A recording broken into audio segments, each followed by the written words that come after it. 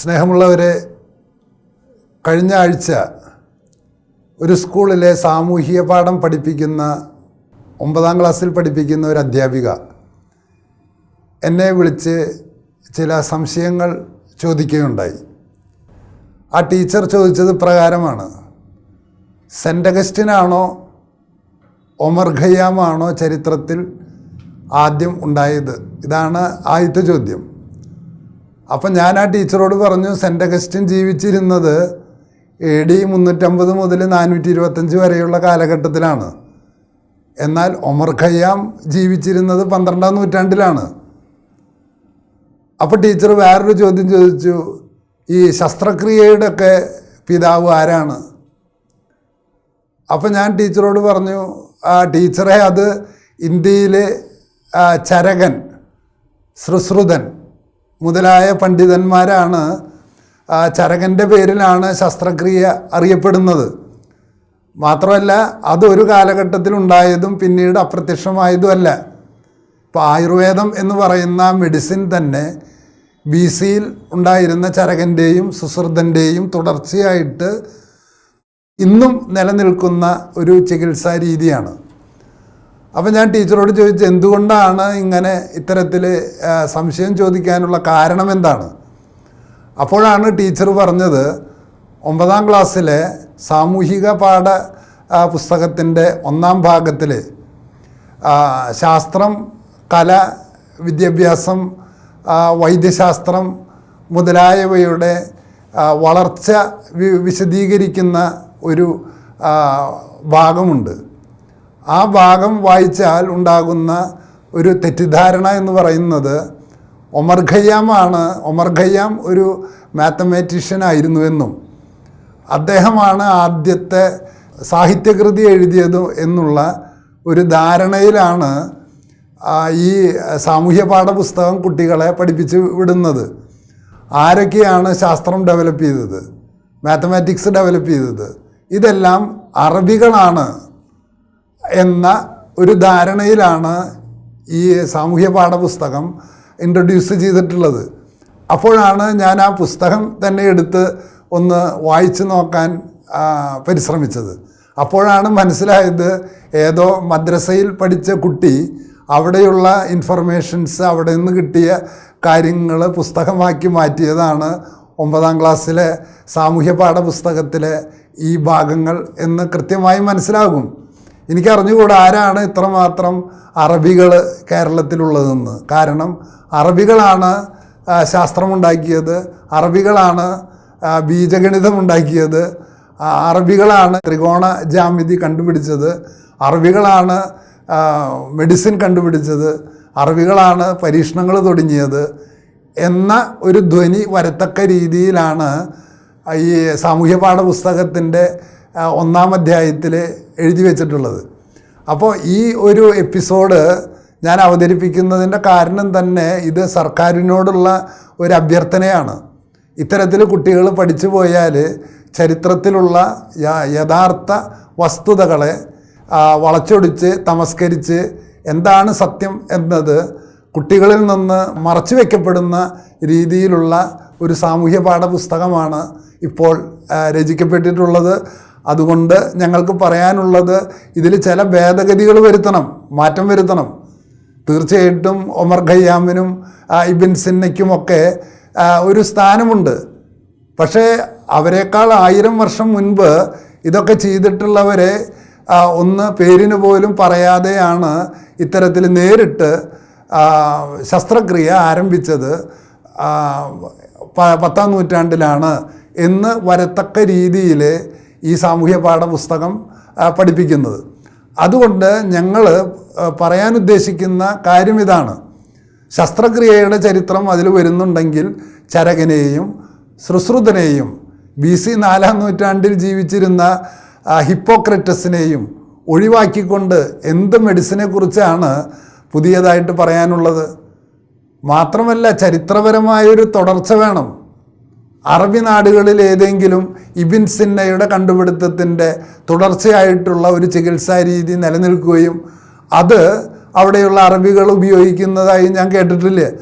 അവർക്ക് ചികിത്സയ്ക്ക് വേണ്ടി വരികയാണെങ്കിൽ കേരളത്തിലെ പോലെ തന്നെ അമേരിക്കയിലെയും യൂറോപ്പിലെയും നല്ല ഹോസ്പിറ്റലിലേക്ക് പോവുകയാണ് ചെയ്യുന്നത്. അപ്പോൾ ശരിക്കും പറഞ്ഞാൽ ചരകൻ, സുശ്രുതൻ, ഹിപ്പോക്രിറ്റസ് അവരുടെ തുടർച്ചയായിട്ട് ഇദ്ദേഹത്തിൻ്റെ പേരെഴുതുന്നതിൽ യാതൊരു തെറ്റും ഞങ്ങൾ കാണുന്നില്ല. അതേസമയം തന്നെ ആരാണ് ആദ്യമായിട്ട് സാഹിത്യകൃതികൾ രചിച്ചത്? അത് ഒമർ ഖയ്യാമാണ് എന്നാണ് എഴുതി വച്ചിട്ടുള്ളത്. എന്നിട്ട് 4 അറബികളുടെ പേര് പറഞ്ഞതിന് ശേഷം ആ ടെക്സ്റ്റ് ബുക്കിൽ 5-ാമതായി തോമസ് അക്വീനാസിൻ്റെ പേരും 6-ാമതായി സെൻ്റ് അഗസ്റ്റിൻ്റെ പേരും എഴുതി വച്ചിരിക്കുകയാണ്. സെൻ്റ് അഗസ്റ്റിന് എഴുതിയിട്ടുള്ള ഗ്രന്ഥങ്ങളെക്കാൾ അനേകം ഗ്രന്ഥങ്ങൾ 1000 കൊല്ലം മുൻപ് തന്നെ രചിക്കപ്പെട്ടിട്ടുണ്ട്. പ്രിയമുള്ളവരെ, പൊളിറ്റിക്സിൻ്റെ ഏറ്റവും അടിസ്ഥാന ഗ്രന്ഥമായിട്ടുള്ള റിപ്പബ്ലിക് എന്ന പ്ലാറ്റോയുടെ ഗ്രന്ഥം, എത്രയോ ഗ്രന്ഥങ്ങളുണ്ട്. പ്ലാറ്റോയുടെ പൊളിറ്റിക്സ്, ലോ, ഫെയ്തോ, അങ്ങനെ ഒരു 50 ഗ്രന്ഥമെങ്കിലും പ്ലാറ്റോയുടെ പേരിലുണ്ട്. ഇന്നത്തെ ശാസ്ത്രം അടിസ്ഥാനപരമായി നിലനിൽക്കുന്നത് അരിസ്റ്റോട്ടിലിൻ്റെ ഫിസിക്സും മെറ്റാഫിസിക്സും എന്ന കൃതികളുടെ അടിസ്ഥാനത്തിലാണ്. ഈ ത്രികോണ ജാമിതി കണ്ടുപിടിച്ചത് AD അതോ BC പൈതഗോറസിൻ്റെയും യുക്ലീഡിൻ്റെയും തിയറികളാണ് ജോമെട്രി ആയിട്ട് നമ്മൾ ഇന്നും പഠിപ്പിച്ചുകൊണ്ടിരിക്കുന്നത്. അപ്പോൾ യുക്ലീഡിയൻ ജോമെട്രി രൂപം കൊള്ളുന്നത് ഈജിപ്തിലെ ടോളമി, അവരിൽ നിന്ന് തുടങ്ങിയിട്ടുള്ള ചില ആശയങ്ങളാണ് പിന്നീട് യുക്ലീഡും പൈതഗോറസും വികസിപ്പിച്ച് അതിൻ്റെ ഒരു വികസിത രൂപമാണ് ഇന്ന് നാം കാണുന്ന cos theta, sine theta, tan theta എന്നൊക്കെ പറഞ്ഞ് നമ്മൾ പഠിപ്പിച്ചുകൊണ്ടിരിക്കുന്നത്. അപ്പോൾ അത് ഗണിതത്തെ സംബന്ധിച്ച് അത്തരം കാര്യങ്ങൾ. ഇനി മാപ്പ് ആരാണ് ആദ്യം ഉണ്ടാക്കിയത്? സ്ട്രാബോൻ്റെ മാപ്പൊക്കെ ഉണ്ട്. അല്ലാണ്ട് ഈ ആകാശഗോളങ്ങളെയും നക്ഷത്രങ്ങളെയും കുറിച്ചുള്ള പഠനങ്ങൾ ഒരു സുപ്രഭാതത്തിൽ അറേബ്യൻ നാട്ടിൽ പൊട്ടി വീണതല്ല. ജ്യോതിശാസ്ത്രം എന്ന് പറയുന്ന ശാസ്ത്രം BC 2000 തന്നെ ഇന്ത്യയിലും ബാബിലോണിയയിലും ഈജിപ്തിലും വികസിപ്പിച്ചെടുത്തിട്ടുണ്ട്. അപ്പോൾ ഒരിക്കലും ശാസ്ത്രം തുടങ്ങിയത് അറബികളാണെന്നുള്ള മട്ടിലുള്ള ഈ സാമൂഹ്യ പാഠ പുസ്തകം തുടരുന്നത് ഒരിക്കലും സത്യത്തോട് നീതി പുലർത്തുന്ന ഒന്നല്ല. ഇനി സാഹിത്യകൃതികൾ ആരംഭിച്ചത് എവിടെ നിന്നാണ്? സോഫോക്ലീസിൻ്റെ നാടകങ്ങൾ, അത് മലയാളത്തിലേക്ക് വിവർത്തനം ചെയ്തിട്ട് ഇന്ന് അവൈലബിളാണ്. യൂറിപ്പിഡീസിൻ്റെ ഹിപ്പോലിറ്റസ് നാടകമാണ്, ട്രാജഡിയാണ്.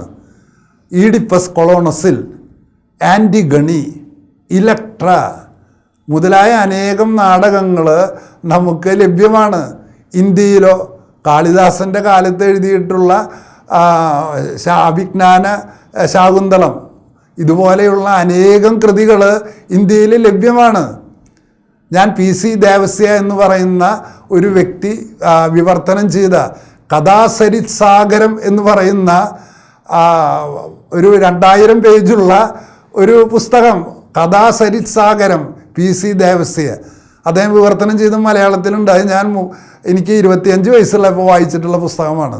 ആ പുസ്തകമൊക്കെ ഇന്ത്യയിൽ വന്നിട്ട് നൂറ്റാണ്ടുകളായി.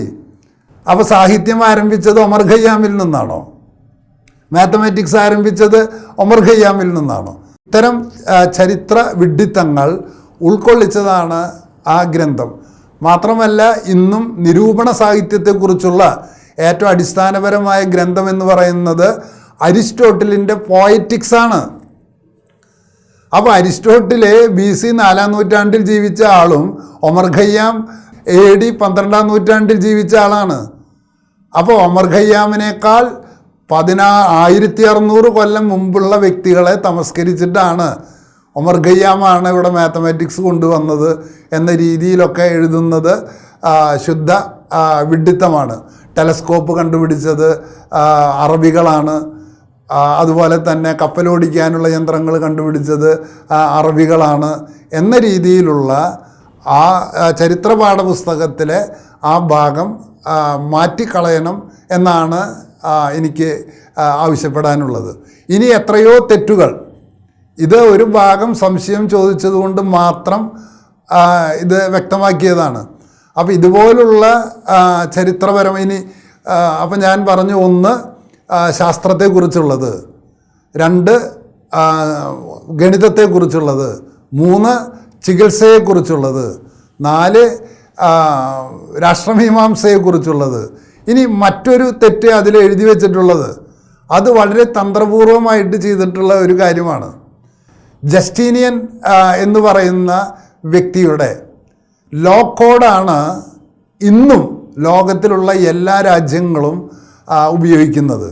ജസ്റ്റീനിയൻ്റെ ലോ കോഡിനെ നമ്മൾ വിളിക്കുന്ന പേരാണ് റോമൻ ലോ എന്ന് പറയുന്നത്. പലരുടെയും ധാരണ ഈ റോമൻ ലോ കണ്ടുപിടിച്ചിട്ടുള്ളത് ക്രിസ്ത്യാനികളാണെന്നാണ്. അല്ല, ക്രിസ്ത്യാനികൾ അതിനെ പരിഷ്കരിച്ചിട്ടുണ്ട്. BC 70 ജീവിച്ചിരുന്ന സിസറോയാണ് ഈ റിപ്പബ്ലിക്കൻ സിസ്റ്റത്തിൻ്റെയും നിയമവാഴ്ചയുടെയും natural law, natural justice, natural right എന്ന് പറഞ്ഞാൽ സ്വാഭാവിക നിയമം, സ്വാഭാവിക നീതി, ഇത്തരം കാര്യങ്ങളെക്കുറിച്ച് എഴുതി വരുന്നത് സിസറോയാണ്. ആ സിസറോയുടെ നിയമങ്ങളാണ് റോമിനെ നിയന്ത്രിച്ചിരുന്നത്. അതാണ് പിന്നീട് ജസ്റ്റീനിയൻ ചക്രവർത്തി ഒരു ലോ കോഡായിട്ട് രൂപം കൊടുക്കുന്നത്. ആ ലോ കോഡാണ് ഇന്ന് ലോകത്തിലുള്ള പുരോഗമിച്ച രാഷ്ട്രങ്ങൾ, മറ്റ് അധോഗമനത്തിലുള്ള രാഷ്ട്രങ്ങളുണ്ട്, എന്താ പറയുക, വർഗീയതയും കൊലപാതകവും ഇതൊക്കെ നിലനിൽക്കുന്ന രാഷ്ട്രങ്ങളുണ്ട്. പുരോഗമിച്ച രാഷ്ട്രങ്ങൾ മുഴുവൻ ഉപയോഗിക്കുന്നതും ജസ്റ്റീനിയൻ്റെ ലോ കോഡാണ്. പക്ഷേ വളരെ തന്ത്രപൂർവ്വം ഇതിൽ എഴുതി വച്ചിരിക്കുകയാണ്, ജസ്റ്റീനിയൻ്റെ അക്രമങ്ങളൊക്കെ ഈ ലോ കോഡുള്ള കാരണം പരിഗണിക്കപ്പെടുന്നില്ല എന്ന് വിൽ ഡ്യൂറാൻഡ് പറഞ്ഞിട്ടുണ്ട്. അങ്ങനെ പറഞ്ഞിട്ടുണ്ടോ ഇല്ലയോ എന്ന് ദൈവത്തിന് മാത്രം അറിയാം. കാരണം ഈ ജസ്റ്റീനിയൻ എന്ന് പറയുന്ന ചക്രവർത്തിയാണ്. ചക്രവർത്തിയാകുമ്പോൾ യുദ്ധങ്ങളുണ്ടാകും. അപ്പോൾ യുദ്ധങ്ങളിൽ ഇന്ത്യ പാകിസ്ഥാനുമായിട്ട് യുദ്ധമുണ്ട്. ആ യുദ്ധത്തിൽ പാകിസ്ഥാൻകാർ മരിക്കും.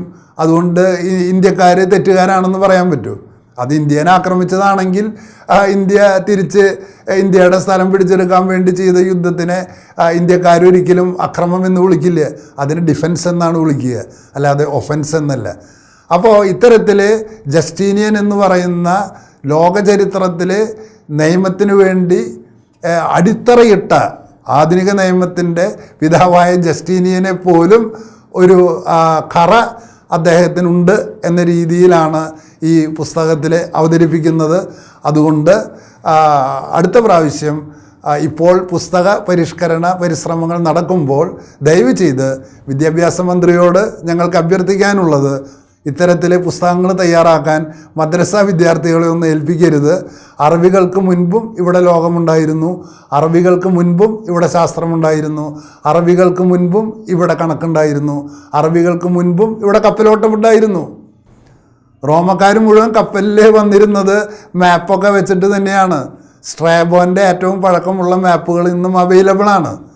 അപ്പോൾ ഇത്തരം കാര്യങ്ങളെയൊക്കെ മറച്ചു പിടിക്കുന്ന രീതിയിലുള്ള ഈ സാമൂഹ്യ പാഠം അത് ചില ദുഷ്ടലാക്കോടുകൂടിയുണ്ടോ എന്നുകൂടി സംശയിക്കേണ്ടിയിരിക്കുന്നു. അതുകൊണ്ട് ഇത് തീർച്ചയായിട്ടും പുനഃപരിശോധിക്കണം, സർക്കാർ ഇതിന് വേണ്ട നടപടികൾ എടുക്കണം എന്ന് മാത്രം അഭ്യർത്ഥിച്ചുകൊണ്ട് നിർത്തുന്നു. Thank you.